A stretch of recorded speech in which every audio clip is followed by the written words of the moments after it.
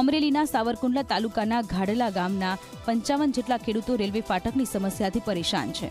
સીમ વિસ્તારનું 95 નંબરનું ફાટક 24 કલાકમાંથી 12 કલાક બંધ રહે છે, જેથી ખેડૂતોને ખેતર જવામાં મુશ્કેલી પડે છે।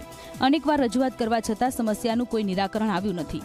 ખેડૂતોની માંગ છે કે જ્યારે ટ્રેન આવવાની હોય ત્યારે જ ફાટક બંધ કરવામાં આવે, જેથી તેમને સમસ્યા ન થાય।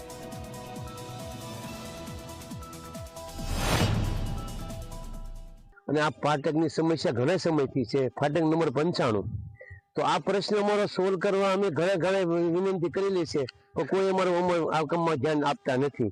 તો અમારો એ છે કે આ સામે જમીન ઓછામાં ઓછી 50 થી 55 ખેડૂતની જમીન આવેલ છે, તો એની કોઈ અમારી કોઈ ફરિયાદ સાંભળતું નથી। સરપંચ બધાને રજૂઆત કરેલી છે, તો અમારો કોઈ નિકાલ થયેલો નથી।